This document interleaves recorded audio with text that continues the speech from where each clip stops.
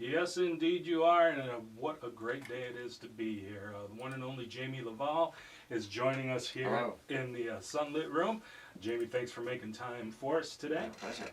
Now, Jamie has got a whole slew of shows this week in the region. So if you would like to see him, he's going to be playing Friday night, the 5th of June at Traditions Cafe in Olympia, Washington. That one's an 8 p.m. showtime. Then, of course, Saturday, right here in our own backyard, he'll be at the Thumbnail Theater, Snohomish, for a 7:30 p.m. show. And then Sunday, the 7th, at the Coop in Vashon Island. And that one is an early evening show at 4 p.m. Each of the programs, Jamie will be accompanied by guitarist Dan Compton. So it should be a wonderful show no matter which night you go, or why choose one? Go to all three. Sure. Being groupie, I love it. Jamie, how about you hit us up with a song to get things rolling? And Sure. I thought bit. maybe I'd start out with a little medley of tunes, and so I do a couple of hornpipes and a couple of reels, and it's all in good fun.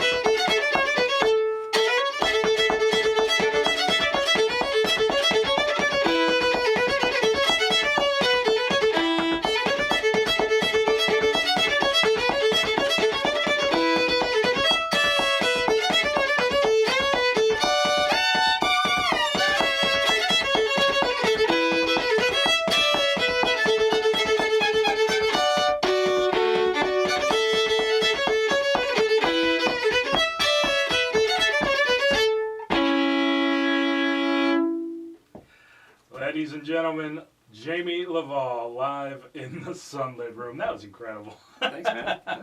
It's good fun and just a happy, ebullient sort of village dance music. That's it. And great music for a Tuesday afternoon in the Sunlit Room.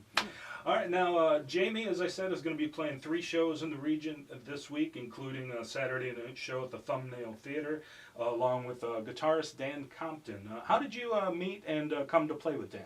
Well, I actually grew up in the Pacific Northwest, and I've been making my career in Seattle in the early fiddle days of my life, because I was also a classical musician way back in the day.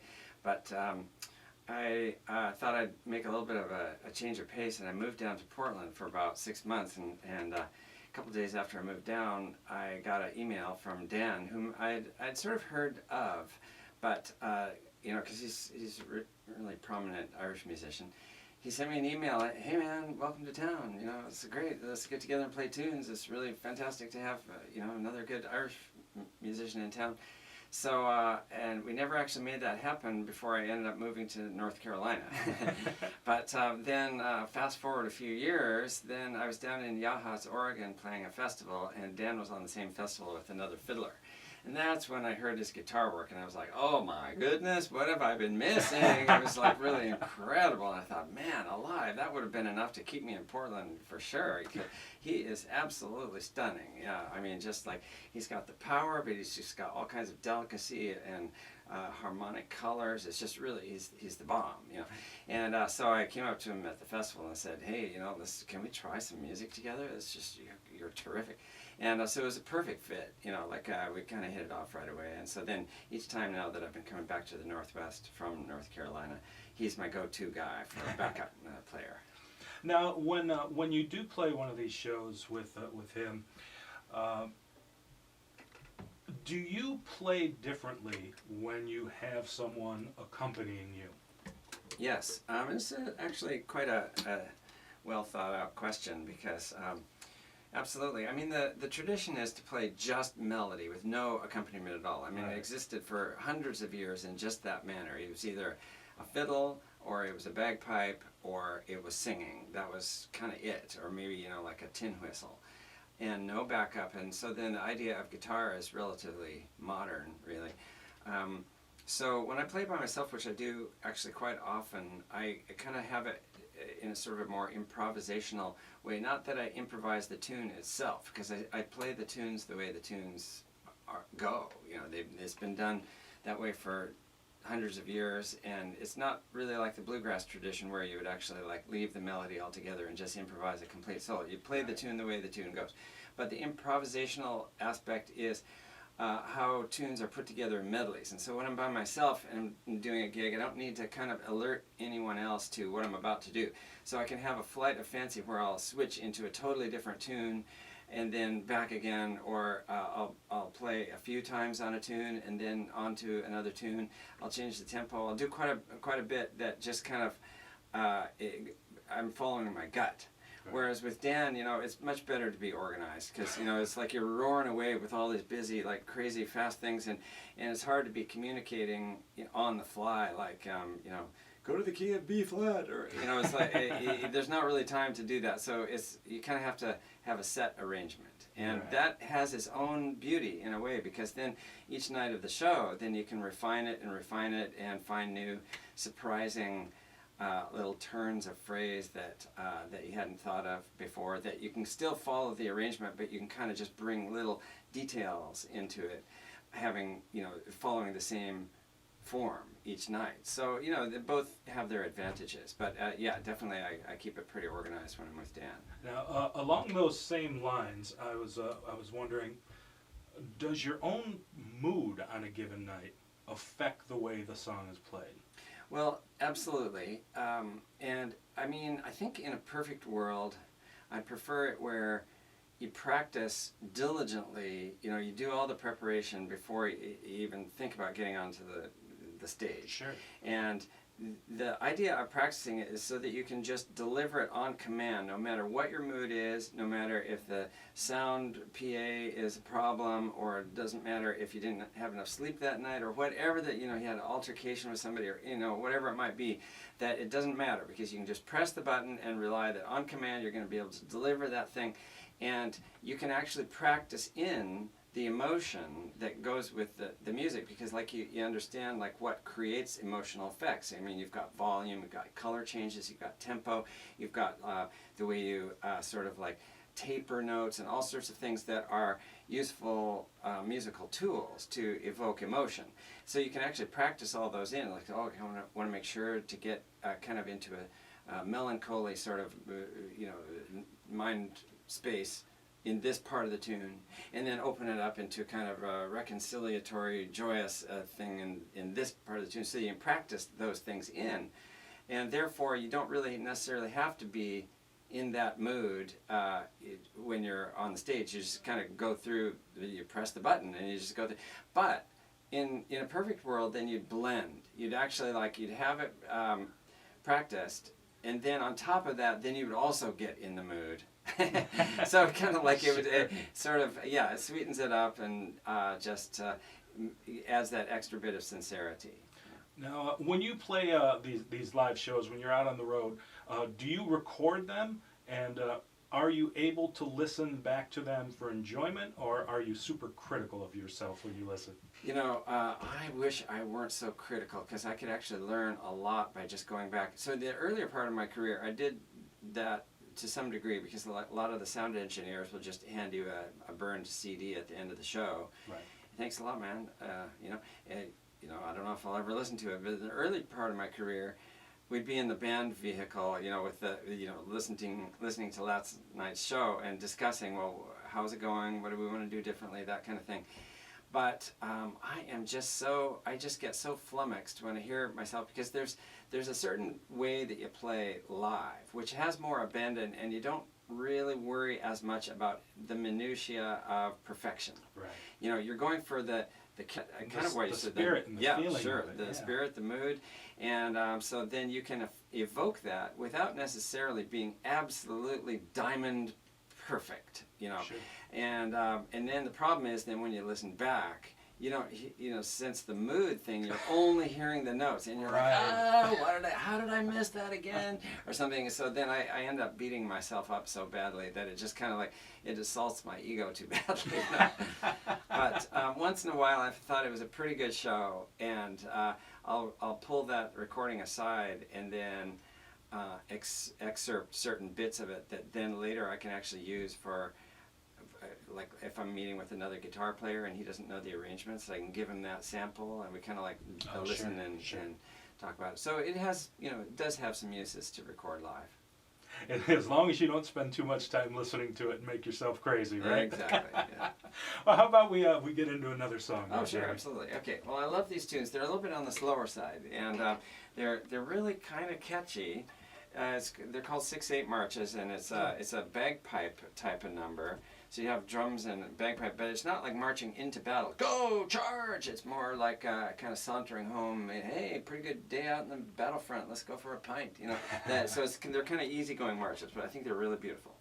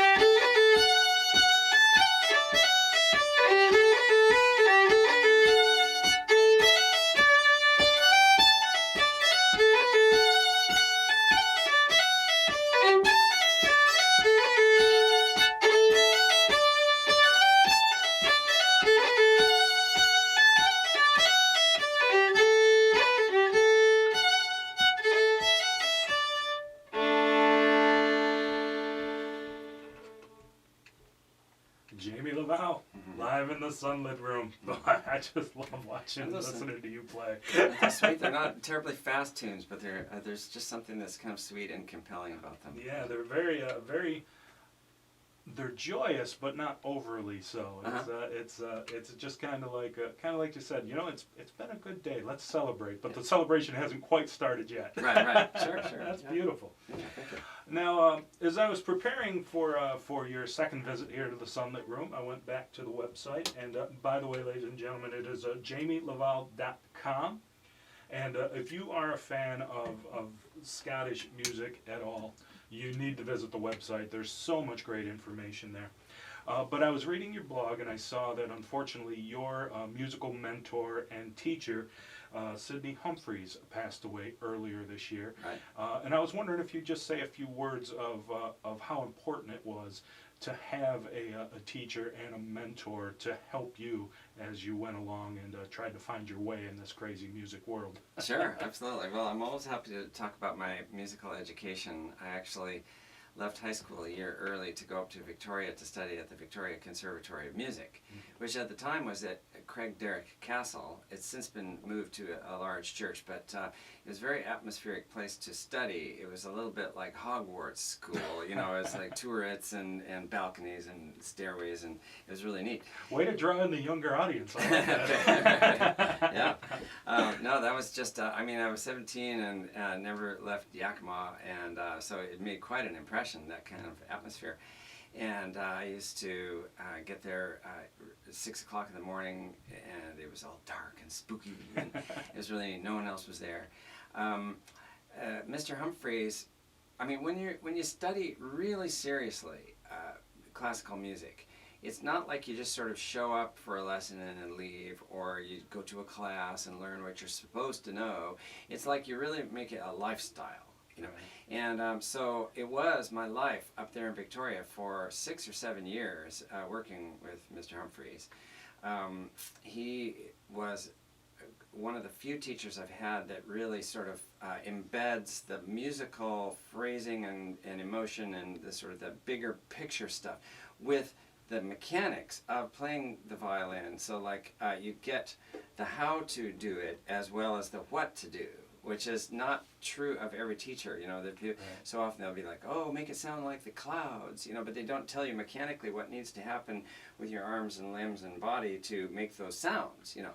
And he had the two married, you know, so that it was really clear mechanically how you need to form your finger shapes and that sort of thing, and that was important. Because I am not sort of like this natural musical blah blah blah. You know, I'm kind of I've struggled actually, and I've had to work really super hard, and having somebody really pick it down to the core elements of how mechanics work made all the difference. And so now people, you know, they listen to me at shows and they're like, oh, I wish I were the musical genius and natural player that you are. And I'm like, what? Who? You're not talking about me, certainly. You know, it's no, but that's apparently how it appears. But that much hard work put in makes it look effortless to those of us that haven't put in the work. Right. Yeah, so like if only we connected our brains with electrodes and you see the kind of all the past history, you know, then realize, oh, I see, you know. But good, that's kind of the object, right? It's like you want it to look easy, even though like you know otherwise. But that was really important, actually, because I haven't really had any other teachers that could do that thing, sort of like give a working method. So we were, you know, it was kind of like I was working with him, you know, and his goal was to make me play well, you know, and that.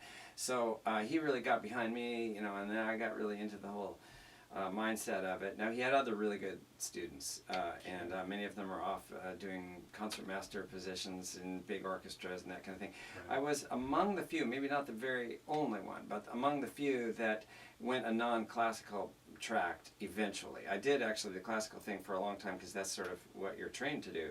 And so I received no training whatsoever in non-classical music from the conservatory. That had to be, you know, later. But he certainly gave me a really good grounding in ensemble playing, what we call, you know, kind of a chamber music, a way of approaching music where you just know how to listen and blend with your comrades, and just musical phrasing and all that sort of thing, which I've definitely been able to sort of extract out of that world and pull it into Celtic music, you know. So now when Well, and the one thing that I absolutely love is that you didn't just keep those lessons for yourself. You've actually gone on to become a teacher yourself and teach other people the lessons you've learned, and so they don't have to find their way alone, kind of like you did when you started in the Scottish fiddle side of things and the Celtic music. And I just want to give you kudos here and make sure everyone that's listening knows that one of your students by the name of Annika Bowers is the reigning U.S. National Junior Scottish Fiddle Champion. Won in 2014 in the competition. How proud were you when you found out about that? Your buttons burst off your jacket, you know, with pride. I mean, it's really great.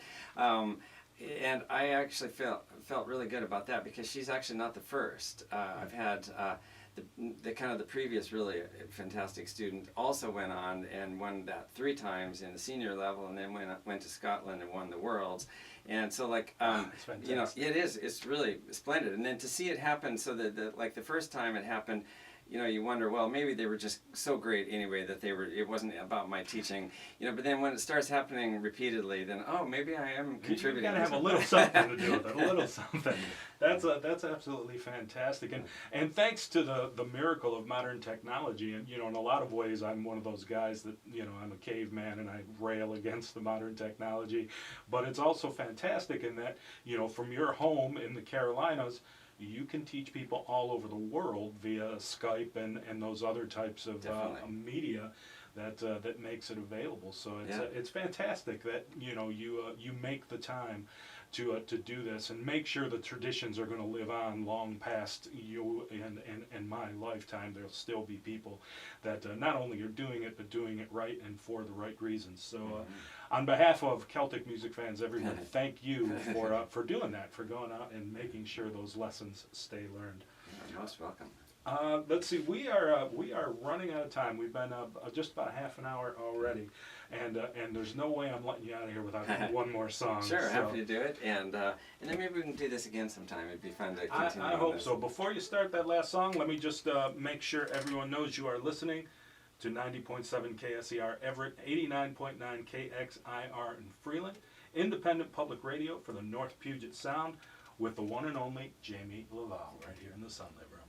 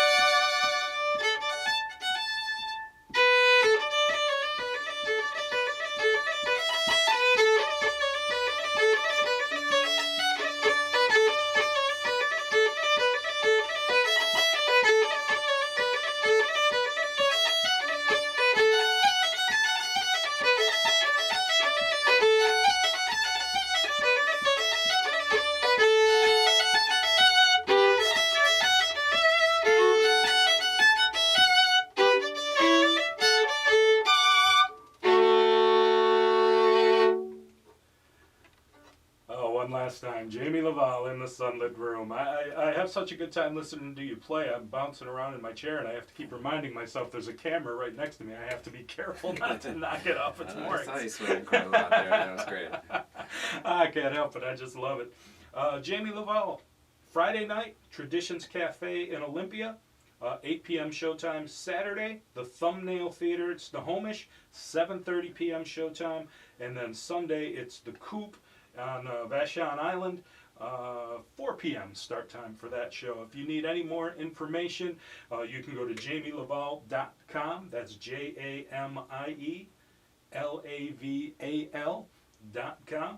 And you'll get tour dates, information on how you can get Jamie's CDs, and also all kinds of great information, great stuff to read, even sheet music and Free whatnot sheet for music, people that absolutely, play. All kinds of great stuff. I'm telling you, if you love Scottish music, this is a resource you need to have.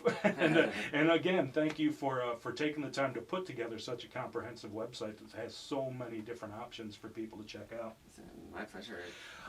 Any final thoughts before we say goodbye? Anything else you'd like to let the listeners know? It's just fantastic to be back in the Northwest. I really miss it. And every time I come back from North Carolina, even though I love it there, I wonder how long it's going to be before I'm going to want to settle back in the Northwest permanently. But anyway, it's just really great to be back. And we're always happy to have you here. And as always, thank you for making the time to stop at KSER. And we hope to see you next year when you come through Most town definitely. again.